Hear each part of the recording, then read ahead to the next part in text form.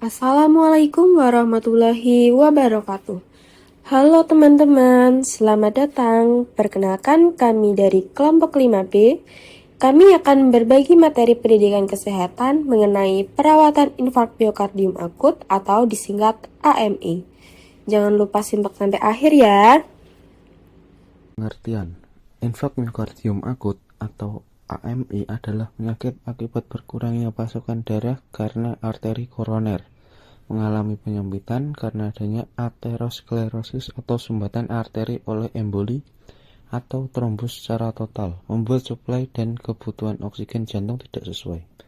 Selanjutnya, penyebab infark miokard akut atau akut myocardial infarct adalah penurunan aliran darah di arteri koroner akibat oklusi yang sebagian besar disebabkan oleh proses aterosklerosis. Oklusi atau sumbatan paling banyak disebabkan oleh trombus dari aterotrombosis, yaitu plak aterosklerotik yang mengalami ruptur dan proses trombosis. Selanjutnya ada faktor resiko. Faktor resiko dibagi menjadi dua. Satu, faktor resiko yang dapat diubah. Yang kedua, faktor resiko yang tidak dapat diubah.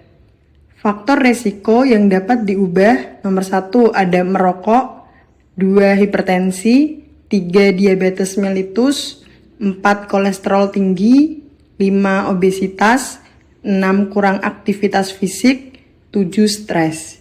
Faktor resiko yang tidak dapat diubah. Yang pertama, usia. Yang kedua, riwayat keluarga dengan penyakit jantung. Yang ketiga, jenis kelamin. Pria lebih rentan. Yang keempat, genetik. Kemudian selanjutnya, klasifikasi. Yang pertama, infark miokard akut subendokardial. Yang kedua, infark miokard akut transmural.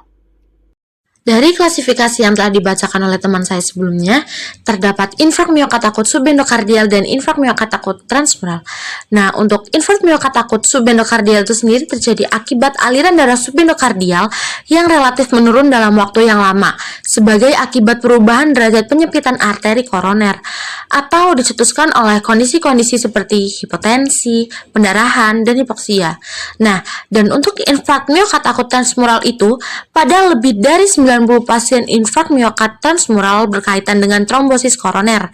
Trombosis yang sering terjadi di daerah yang mengalami penyempitan arteriosklerosis. Manifestasi klinik. Yang pertama, detak jantung tidak teratur. Yang kedua, mengi. Yang ketiga, diaforesis. Yang keempat, sensasi tersedak. Yang kelima, kecemasan. Yang keenam, batuk. Dan yang ketujuh, sakit kepala ringan. Selanjutnya, komplikasi. Yang pertama, disritmia. Yang kedua, gagal jantung kongestif. Yang ketiga, shock kardiogenik. Yang keempat, perikarditis. Yang kelima, ruptur miokardium. Dan yang keenam, aneurisma ventrikel. Pencegahan. Pencegahan utama adalah dengan komitmen seumur hidup menurunkan faktor resiko penyakit jantung koroner. Pencegahan berikutnya adalah dengan identifikasi dan penanganan dini serangan angina atau lihat kontak pemantauan kritis. Pencegahan lebih lanjut adalah dengan menyembuhkan angina sebelum terjadi kerusakan miokardium. Kemudian untuk perawatan bisa dilakukan dengan cara yang pertama, menghentikan kebiasaan merokok. 2. Mengkonsumsi makanan bergizi seimbang, rendah lemak jenuh, kolesterol, dan sodium. 3. Olahraga secara teratur, minimal 150 menit per minggu. 4.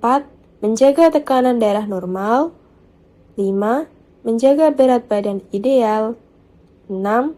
Membatasi konsumsi makanan berlemak, tinggi gula, dan tinggi kalori.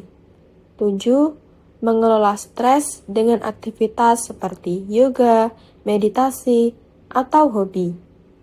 Dan yang terakhir, pemeriksaan kesehatan secara rutin, setidaknya setahun sekali. Demikian pendidikan kesehatan yang dapat kami sampaikan. Semoga bermanfaat.